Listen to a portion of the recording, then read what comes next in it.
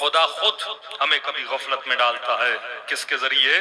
نیند کے ذریعے۔ نیند کو موت کی بہن کہا گیا احادیث میں۔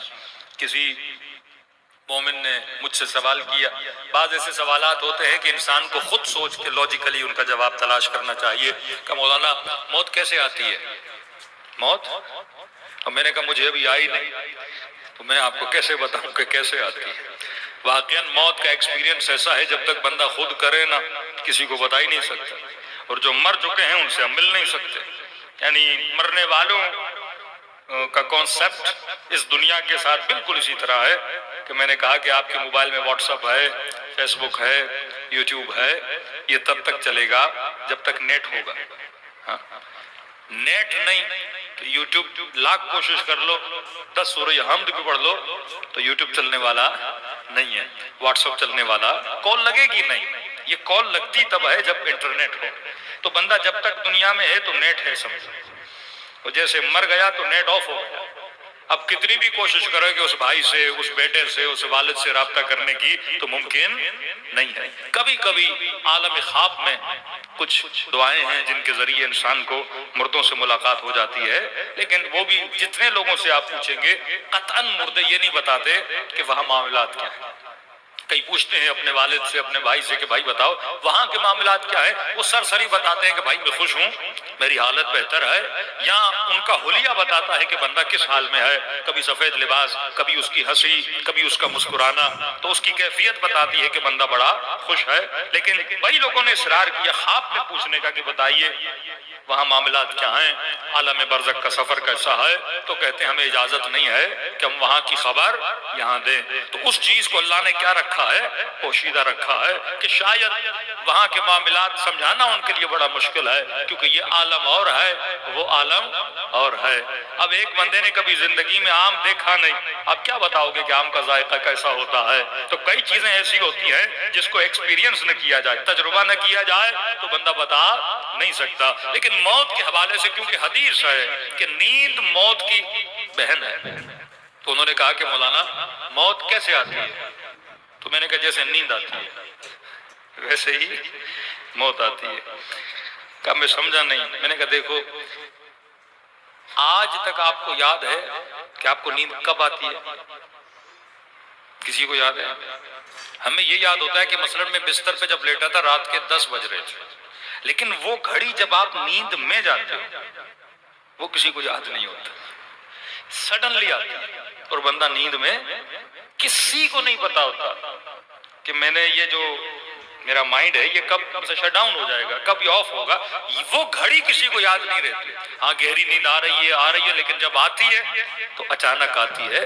میں نے کہا موت کا فلسفہ بھی بالکل ایسا ہے، بندے کو پتا نہیں لگتا، اچانک موت آ جاتی ہے۔ اب ایک چیز نے اچانک آنا ہے تو اس کی تیاری کیسی ہونی چاہیے؟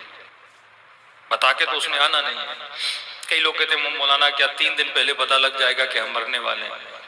یعنی کئی لوگ ہیں ان کو 3 دن تو کیا اس ایک گھڑی پہلے بھی پتا نہیں ہوتا۔ بہت بندہ اتنا متقی اور پرہیزگار ہو جسے اشارہ دیا جائے کہ اب مر جاؤ گے۔ میں نے کہا باقی سرسری اشارے خدا بہت دیتا ہے جن کی طرف ہماری توجہ نہیں ہوتی۔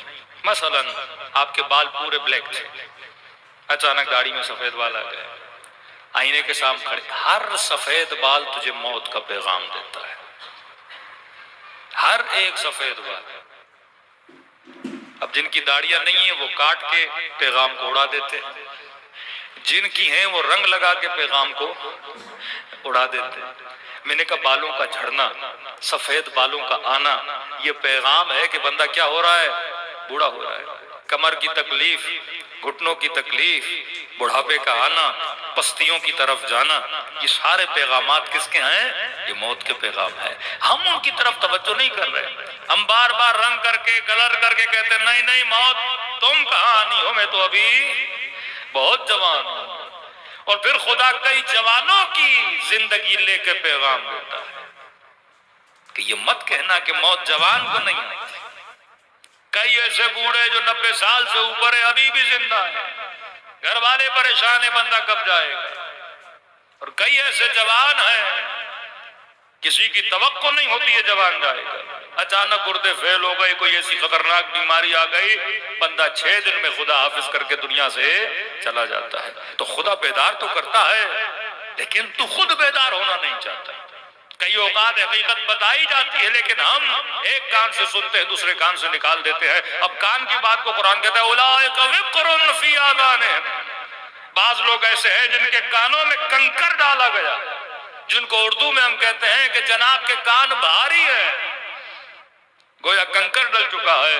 آپ 10 بار بولو لیکن وہ ایسے ایکٹ کرتا ہے جیسے اس نے سنا ہی نہیں۔ فرمایا بعض لوگ ایسے ہیں جن کے کانوں میں کنکر ہے، ہم بار بار پیغام موت دیتے ہیں لیکن بندہ بیدار ہونے کے لیے تیار نہیں ہے۔ اب ایک چیز اچانک آنی ہے، میں نے اس کی تیاری کیسے کرنی ہے؟ آیت اللہ العظمیٰ شیرازی بزرگ، کچھ لوگ ان کے پاس گئے کہ قبلہ اگر آپ کو پتہ چلے کہ آپ کی زندگی کا آخری ہفتہ ہے اور آپ دنیا سے جانے والے ہیں، بتائیے آپ زندگی کیسے گزاریں گے؟ اب لوگ انتظار میں تھے کہ ہم نے سوال ایسا کیا، آپ سے کوئی یہ سوال کرے کہ آپ کو یقین ہو جائے کہ آپ کی زندگی کا آخری ہفتہ ہے، آپ کیسے زندگی گزارو گے؟ تو کوئی کہے گا نمازیں پڑھوں گا، کوئی کہے گا اب تہجد پڑھوں گا، کوئی کہے گا ڈیلی قرآن پڑھوں گا، کوئی کہے گا بڑا اچھا ہو جاؤں گا، کوئی کہے گا زیارت پہ جاؤں گا، کوئی کہے گا یہ عمل انجام دوں گا۔ اب یہ انتظار میں تھے آغا شیرازی بتائیں کہ وہ کیا کریں گے تاکہ وہ ہم عمل لکھنا شروع کر دیں اور آج سے وہ کام ہم کرنا شروع کر دیں۔ مسکرا کر آغا شیرازی نے کہا بیٹا زندگی کا آخری ہفتہ رہ جائے، پوچھ رہے ہو کہ میں اس آخری ہفتے میں کیا کروں گا؟ کہ وہی کروں گا جو آج تک کرتا ہوا آیا تھا، کوئی نیا کام نہیں کروں گا۔ مطلب علی والے رسول والے زندگی ایسے گزارتے ہیں، اگر 1 گھنٹے کے بعد یہ بولا جائے کہ آپ کی ٹکٹ کٹ چکی ہے اور آگے چلنا ہے، کہے میرا بوریا بستر تیار ہے، جب لے جانا چاہو مجھے لے جاؤ۔ یہ بالکل ایسے ہے کہ آپ کو کوئی مومن بول دے بھائی اس 1 مہینے میں کبھی بھی کال آئے گی اور شاید 1-2 گھنٹے میں آپ کو ایئرپورٹ جانا پڑے کربلا کے لیے، تیاری رکھنا۔ اب آپ کیا کرو گے؟ ایک چھوٹا سا بیگ بنا دو گے، اس بیگ میں 3-4 کپڑے، 1 تولیہ، ضرورت کی چیزیں، اب بیگ وہ پیک ہوگا۔ اب آپ کہو گے کبھی بھی فون آئے گا، میں نے بس بیگ اٹھانا ہے، پاسپورٹ ہاتھ میں رکھنا ہے اور ایئرپورٹ کی طرف جانا ہے۔ تو یہی آغا شیرازی نے کہا 1 ہفتہ کیا، اگر مجھے بولا جائے آدھا گھنٹہ زندگی کا باقی ہے، میں ویسے ہی زندگی گزاروں گا جیسے گزارتا ہوا آیا تھا۔ یہ وہ جملہ ہے امیر المومنین کا۔ فرمایا ہم پر اور ہمارے شیعوں پہ فرق نہیں پڑتا کہ موت ان پر آئے یا وہ موت پر آ جائے، وہ ہمیشہ موت کے لیے کیا رہتے ہیں؟ تیار رہتے ہیں۔ صلوات پڑھے محمد والے۔